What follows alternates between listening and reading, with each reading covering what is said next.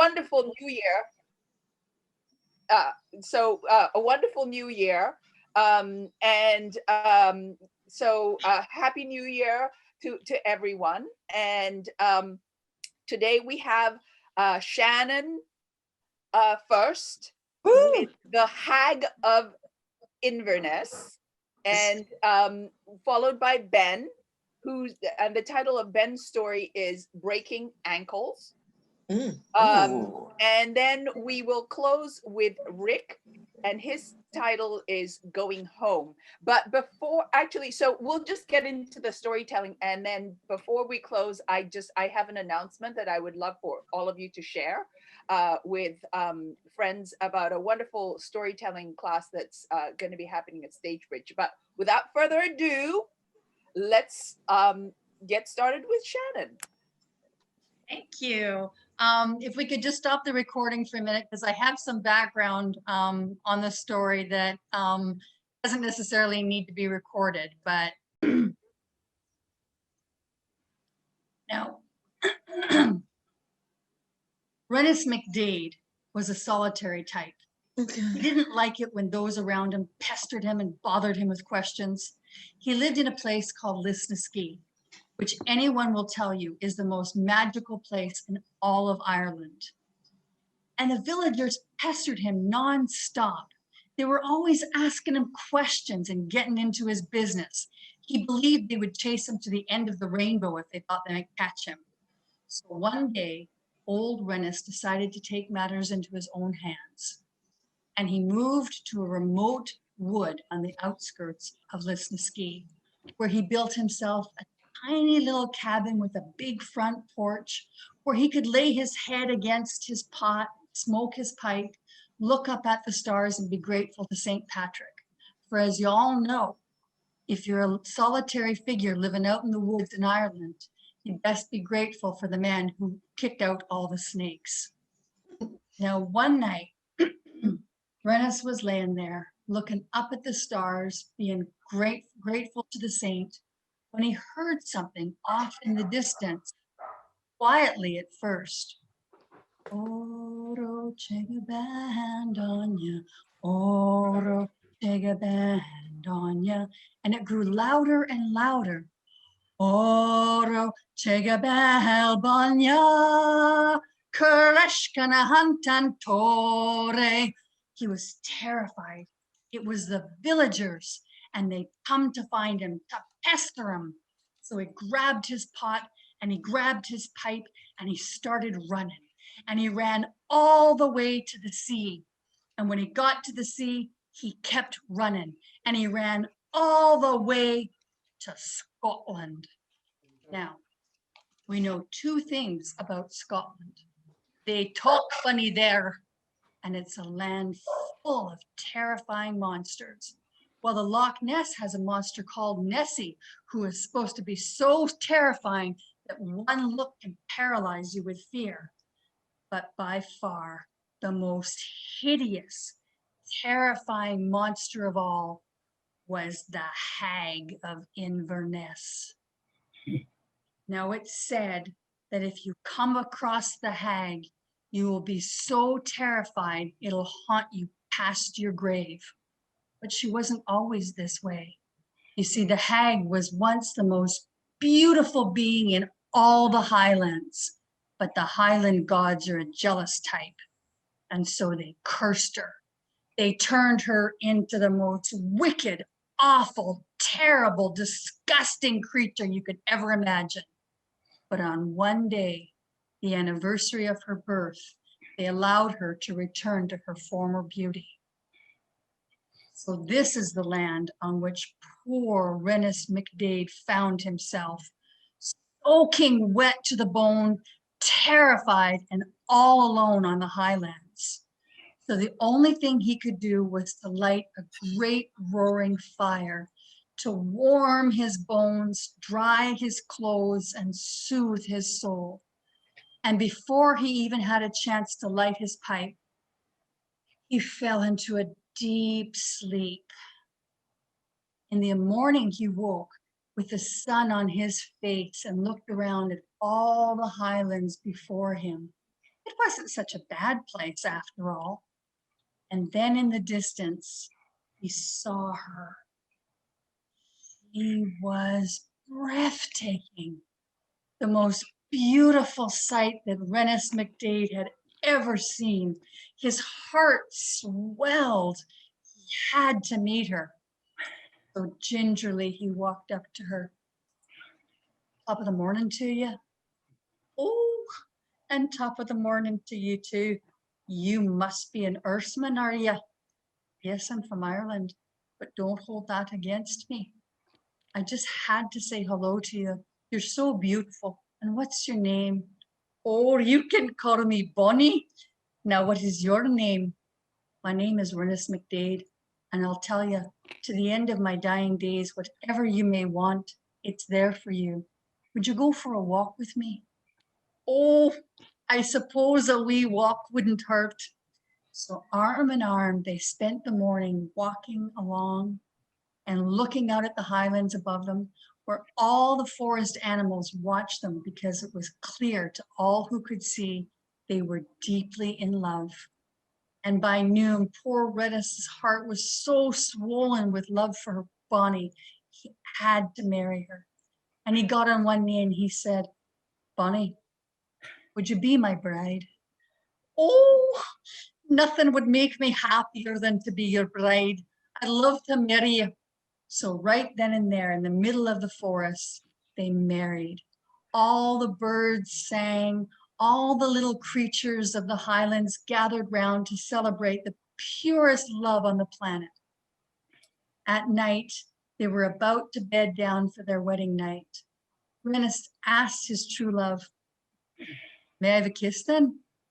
Oh, you can have a kiss, but first of all, Rennis, you must make a promise to me. Whatever you want. The thing is, whatever you need, I'll do it for you. Oh, Rennis, you must promise never to leave me. No matter what happens, you must promise to be my true love forever. Well, thought Rennis, if I can stand that voice, I'll love you forever. Of course I will. I'll never leave you. I promise, Bonnie. And with that, they kissed and they spent the night under the stars and fell blissfully asleep in each other's arms. In the morning, the sun awoke them. A beautiful day lay ahead of them on the highlands, and Rennis turned and looked to his love. What's happened to you? Where's my bride? Rennis, it's me. It's your own true love. It's Bonnie. You're not Bonnie. The thing is, I don't know what you've done with her, but you're not my Bonnie. She was hideous. It had to be. It was the Hag of Inverness, and she was terrible. Her hair hung in long waves all the way down her back and covered her entire head. Her eyes were the deep blue-green of an angry ocean. Her teeth in two perfect rows were as white as pearls from the deepest sea. And oh, the stench of her. It was as if she'd been walking in a field of lavender all day. She was hideous. Poor Rennis could hardly even hold himself back from running away. Ennis, you promised me you'd never leave me. With that, she stood up, and the most terrifying thing of all was the monster was a giant.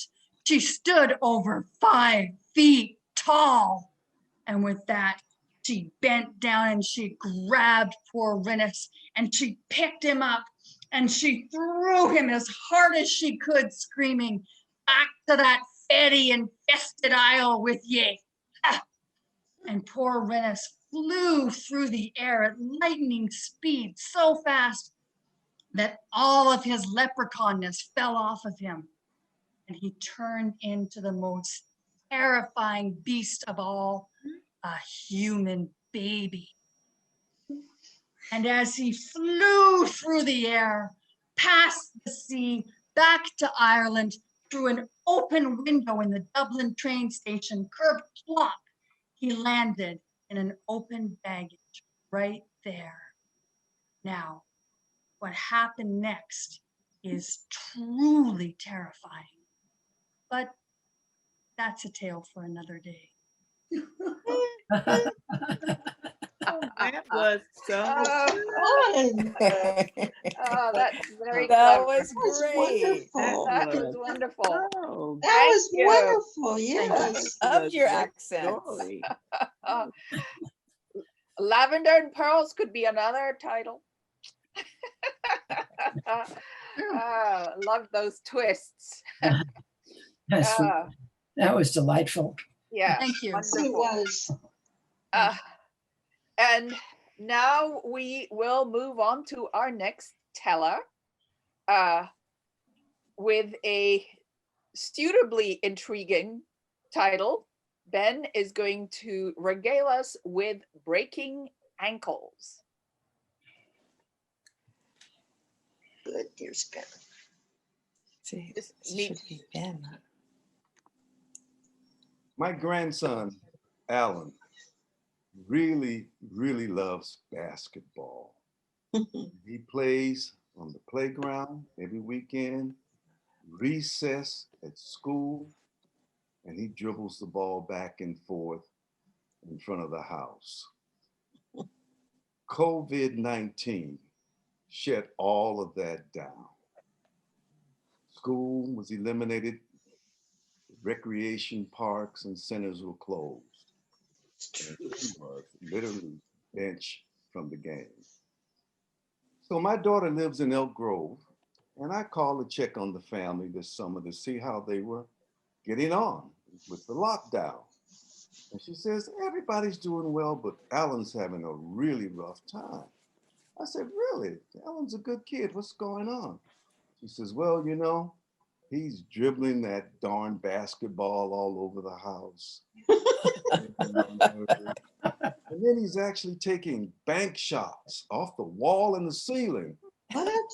He even broke one of my favorite lamps.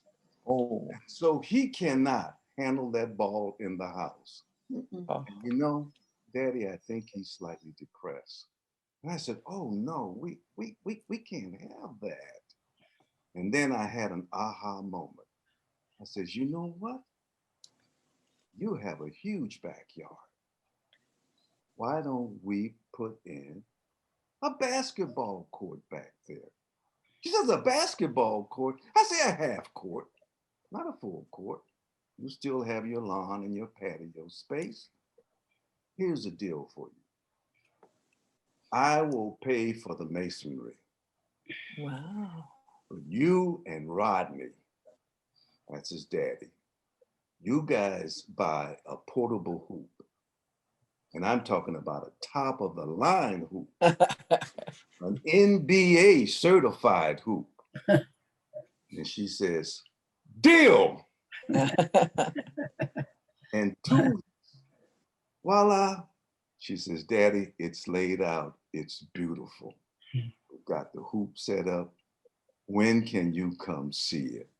I said, I'll be there this weekend. She says, oh yeah. Alan says, bring your LeBrons. Now we both got LeBron James basketball shoes. And I said, I'll be there with my LeBron James on. So I drive up to Elk Grove and I walk into the house and go straight into the backyard. And it is a beautiful court, lined out. They have a beautiful, beautiful hoop, 10 feet regulation height. And I said, money well spent. And he is beaming. You like it, Grandpa? High-pitched voice. He could sing in the boys' choir. So I said, okay, Alan, go get the ball. Show Grandpa your skills. Now, I used to play a little basketball back in the day in high school. I was never that good. Some of you may have heard my basketball story. So I remember some of the basketball drills that our coach would put us through, Coach Jim Witt. So I said, okay, let's do a shoot around. And I said, okay, go to the left of the court. Now I want you to give me 5 quick baskets. So I bounce the ball to him. He grabs it without any hesitation. Boom, swish. All right, give me 4 more. He hits one, it rattles around, goes out. He hits 3 out of 4. So we go to the left side of the court, do the same drill. Boom, boom, boom. He's hitting baskets. Then he goes to the top of the key. He hits some more baskets. And I said, okay, let's go up to the free throw line. Show me what your free throw line shooting is like. So he goes up and he shoots. And I said, okay, you need to bend your knees a little bit, dribble the ball, shoot some more. I said, okay, you got good shots on your perimeter and the key, but you need to work on your free throw shooting.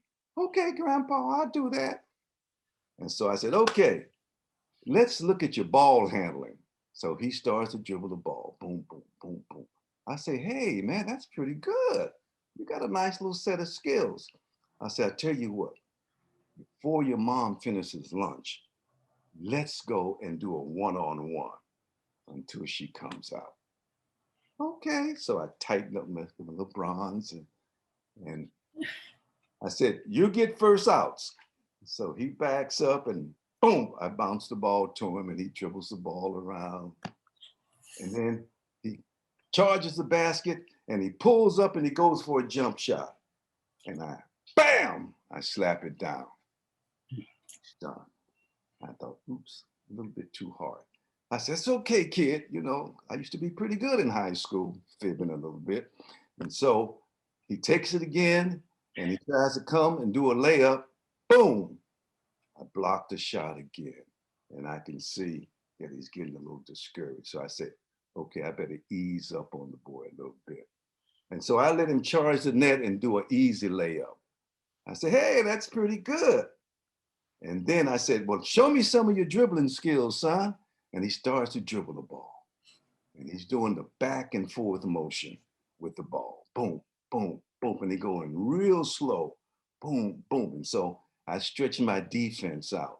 And then I remember what Coach Jim Witt told us in high school. Don't follow the basketball, follow the player's hip movement and go where the hips go. So he's stalking the court, boom, like a leopard. And we're playing cat and mouse. And then he does a couple of quick back and forth crossovers. I'm following his hips. And then he makes a move like he's going to the left, but he really goes to the right. And then I move over to the right as he goes to the left, and he throws the ball between my legs and goes for a layup as I go crashing to the pavement on my replacement titanium knee. Bam! And before I know it, I yell out, fuck! And I'm writhing on the ground. And he rushes over to me. You okay, Grandpa? You okay? And I said, oh man, oh my knee. I'm sorry, Grandpa, I'm sorry. I said, it's okay, man, it's okay. I'm going to get Mama, I'm going to get Mama. No, don't get your mother. We got this. We can handle this. Yeah, oh, what are we gonna do? I said, go over there and get the lawn chair. Bring the lawn chair over there. Bring it over here and help me up. Help Grandpa into this chair. So I get into the chair. I pull my sweatpants up and look. Okay, the skin is not broken. I'm not bleeding, but I could see the knee is starting to swell. Oh man, my new titanium knee. I hope I haven't dislodged it. I'm going to get Grandma. I'm going to get Mama. I said, no. I'll tell you what, go tell your mother to put some ice in a Ziploc and bring it out here. And bring me some water too, because I was hot, I was thirsty, my knee is throbbing. So my daughter comes out. Daddy, what happened? I said, just a little accident. Here, give me the ice, give me the ice. Well, you want some alcohol and first aid kit? I said, no, it's okay. Ellen and I got this, we got this. Just go back in there and finish lunch. We got this. And she looks at me, gives me that look like, you know you're too old to be playing basketball. And she walks back in the house shaking her head. And so Alan I said, Alan, go get me 2 more of those lawn chairs over there and help me put my knee up on this chair. And you hold that ice to Grandpa's knee so we can get the swelling down. Okay. He does that. He sits down in the chair and he starts to say again, I'm sorry, Grandpa, I didn't mean to hurt you. I said, Alan, as I'm still feeling shooting pain in my knee, you didn't hurt me, son. You didn't hurt me. I say, that's all part of the game. I say, I injured myself. You did not hurt me. You know how it is when you're playing on the monkey bars or you're running on the courtyard and you fall and you skin your knee or your elbow. You've done that before, right? Yes. You were playing and you just injured yourself. You did not hurt me. Oh, okay. I said, you don't need to apologize to me. I said, as a matter of fact, I need to apologize to you. Why? I said, because I said a bad word when I fell. And he started to smile. Yeah, I know. I said, would you please forgive me for my potty mouth? Okay. I said, I only said that because I was in pain. And I didn't mean it. Grandpa doesn't talk like that. And let's just keep that between me and you, what I said, okay? And so he gives me a little smile, like we've got this conspiracy going. I say, deal? Yeah, that's a deal. And so I'm starting to feel a little bit better now. The pain is throbbing is starting to subside.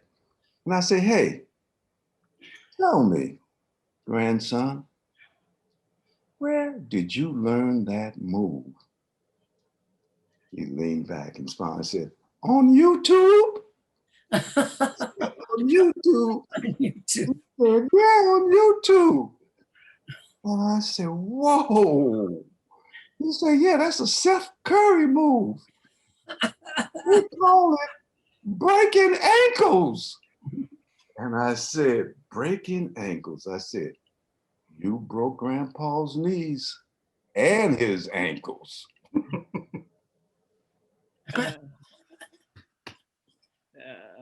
Oh, that's so great. Oh, Ben, your grandson is so lucky.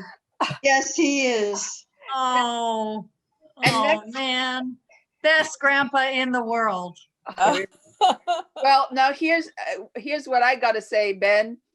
If you have to go back and have that titanium knee of yours replaced, make sure you ask the doctor where he got this degree, because these days people are getting their medical degrees on YouTube.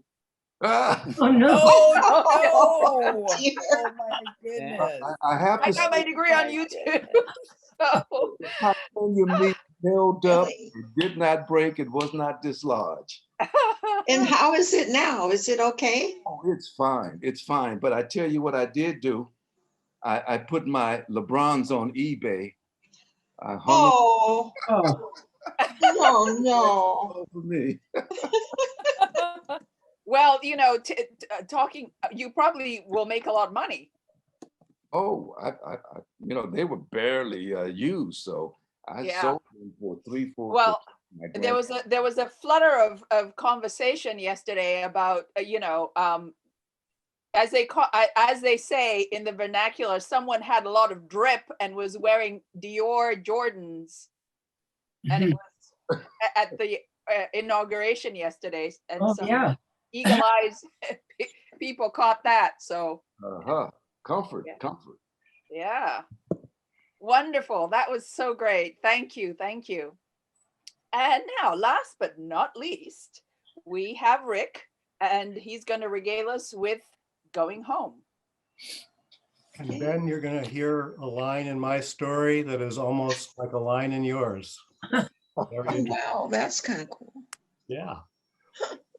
My best friend, Duke Willis, left his baseball glove at the ball field the night before. So the next day, we decided to walk over there and look for it.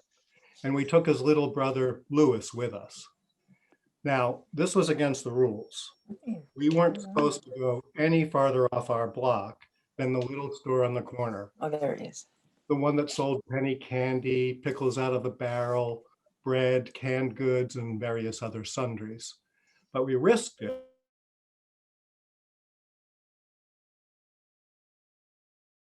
Yeah.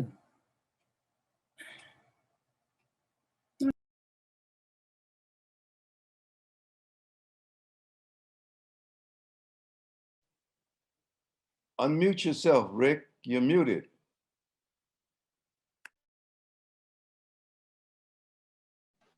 Have I been muted the whole time? Can you hear me? Yes, we can hear you now. Okay. Now, have I been muted the whole time? No, You dropped at the out a beginning. little bit earlier. Oh, I think someone muted everybody. But you could start again. I'll start over. My best friend, Duke Willis, left his baseball glove at the ball field the night before. So the next day we decided to walk over and look for it. And we took Duke's little brother, Lewis, with us. Now this was against the rules. We weren't supposed to go any farther off our block than the little store on the corner, the one that sold penny candy, pickles out of a barrel, bread, canned goods, and various other sundries.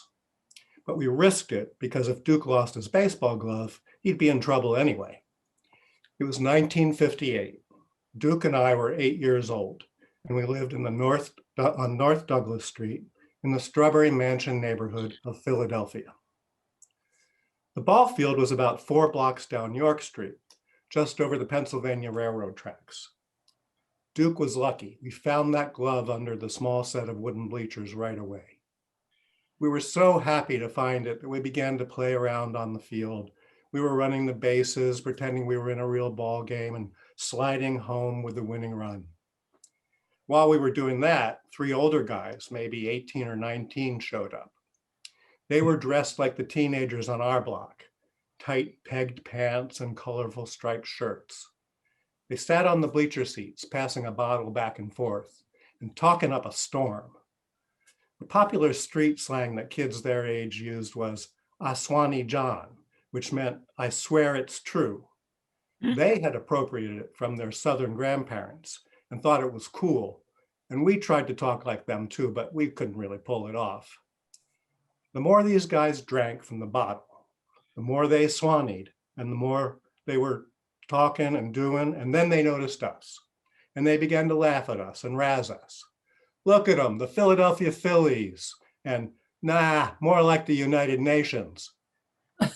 I didn't realize it then, but they were talking about the colors of our skin. Duke was very dark like his dad. Lewis was light like his mom, and I was white. When they got even rowdier, we decided we better get out of there. And there were 2 ways to go. We could go past them in the bleachers up to the street or through a hole in the chain link fence out in the outfield. We went through that hole in that fence, jumped the railroad tracks, and we pulled our way up the hill on the other side, grabbing onto some of the dirty, oily bushes there. We walked through the back of the gas station out to York Street and back down to Douglas Street. When we got back to the Willis house, Mrs. Willis, who's like a second mother to me, looked at us with a disapproving gaze, marched us up to their bathroom, and stuck all 3 of us in a hot, soapy bath. We were glad that she didn't ask us how we had gotten so dirty. While she was sponging the dirt off of me, Lewis stood up and began to pee in the tub. Duke and I cracked up until Mrs. Willis gave Lewis a little smack on his butt, and that shut us all up. As Mrs. Willis toweled us off outside of the tub, the water ran out, leaving a black scum down the middle and browns and a white enamel showing down at the bottom of the drain.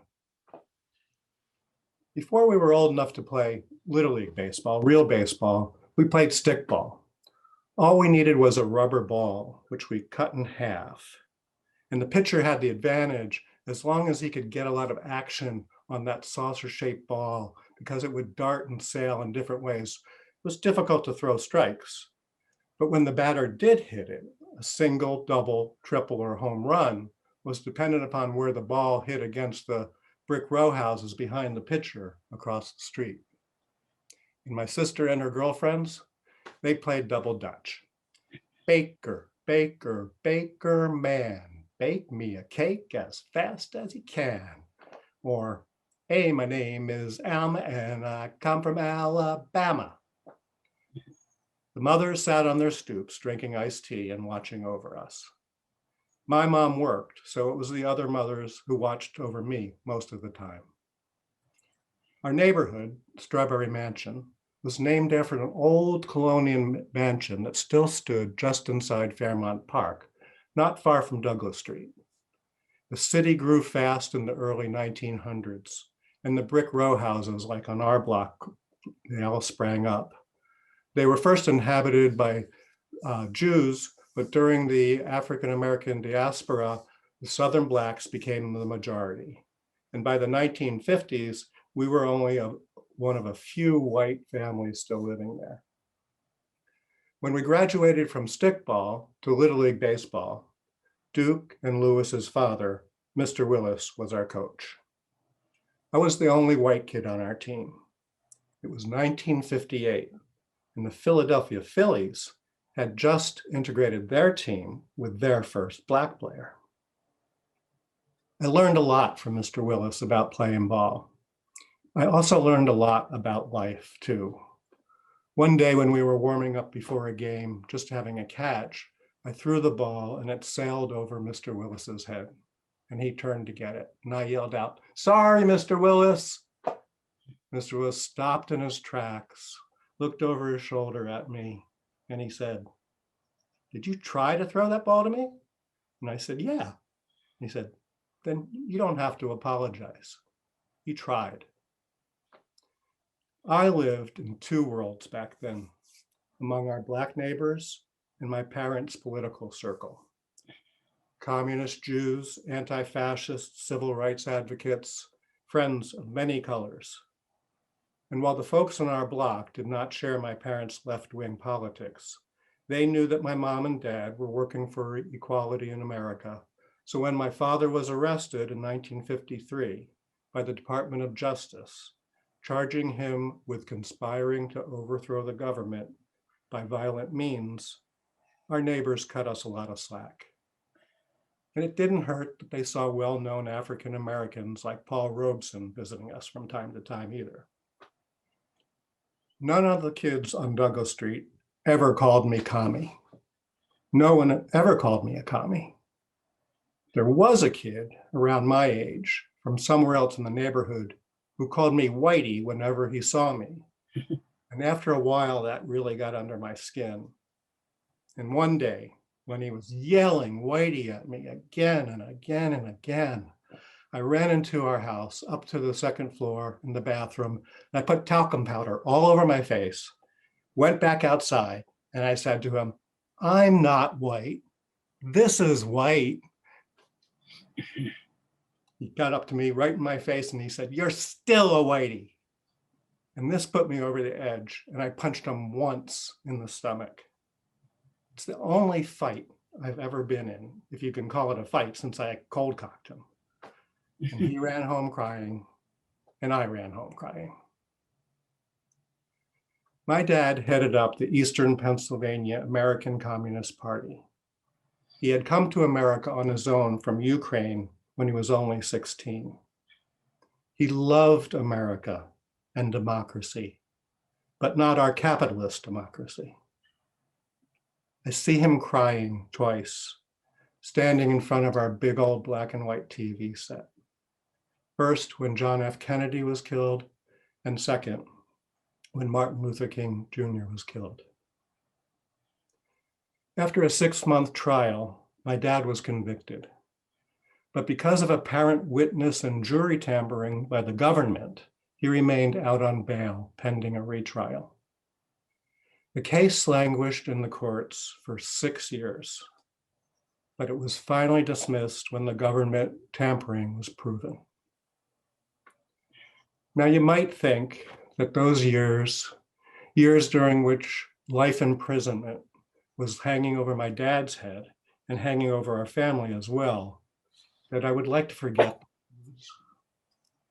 but they're not years that I would like to forget. They are years that I cherish, with memories that I do my best now to commit to words. I remember meetings in homes of my parents' friends. The grown-ups stayed up late, talking about strategies and discussing how to end the Cold War, ban the bomb, achieve world peace, and what they could do as part of the growing civil rights movement. When I got tired, I would be put on a bed in the bedroom, and I'd fall asleep among everyone's coats laid out there until the end of the evening when my father would carry me out to the car. The world was a dangerous, dangerous place, but not while I was nestled in among those coats, listening to the voices drifting in from the other room.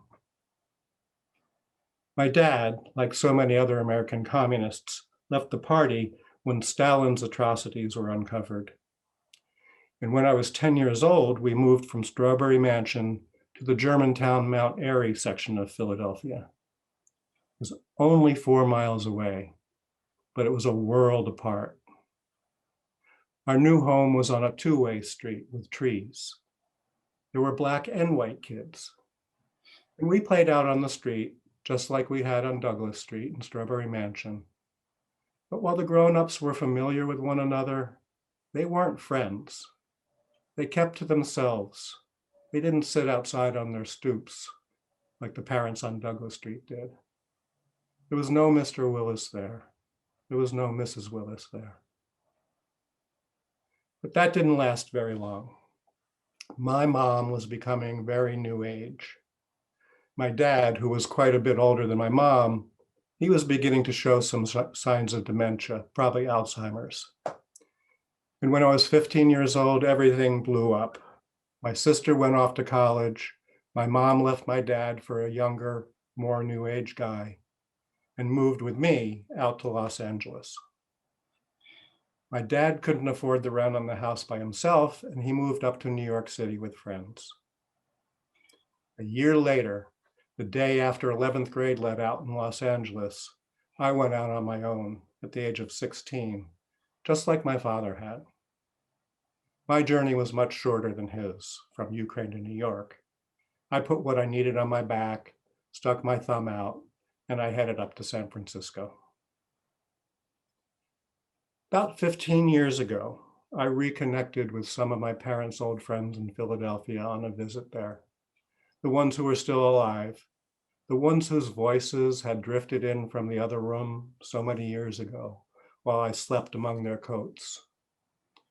And I went back to Strawberry Mansion and Douglas Street. It was a sad, sad sight. Many of the houses were boarded up or even burnt out, and some were completely demolished, leaving an open lot here and there, interrupting the back-to-back-to-back brick houses that had once lined the entire street. And Douglas Street was almost deserted.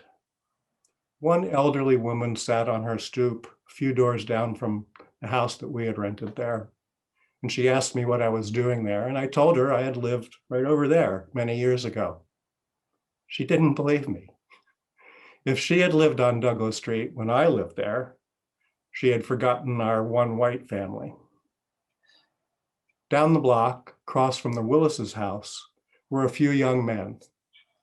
I talked to them, and they didn't doubt that I had lived there 50 years earlier. It was long before they were even born. I asked them if anyone by the name of Willis lived there any longer in that house across the street from where we were standing. But they didn't know the name. The Willises were no longer there on Douglas Street. And I wondered how Duke and Lewis had fared. Strawberry Mansion was not a good place for teenage boys back in the 60s. It's not a good place for teenage boys now. But I thought about Mr. and Mrs. Willis, and that at least Duke and Lewis had wonderful, loving parents. So maybe they had made it against the odds. The young guys I was talking to walked away down the block, and one of them called out, "See ya, homie." I didn't want to leave yet, so I sat down on the Willis's front steps, and a strong memory flooded back to me. I'm sitting there 7 years old or so, and Mrs. Willis had just fixed a cut on my knee, bandaged it up. And she was sitting on the step above me, and the smell of the silky straight hair straightener under the do-rag in her hair and the sweet smell of our combined sweat came back to me. And I could feel her arms around me, my shoulders, cupping my hands in our laps. I stayed on that step as long as I could that day with Mrs. Willis before I had to leave. Thank you. Hmm.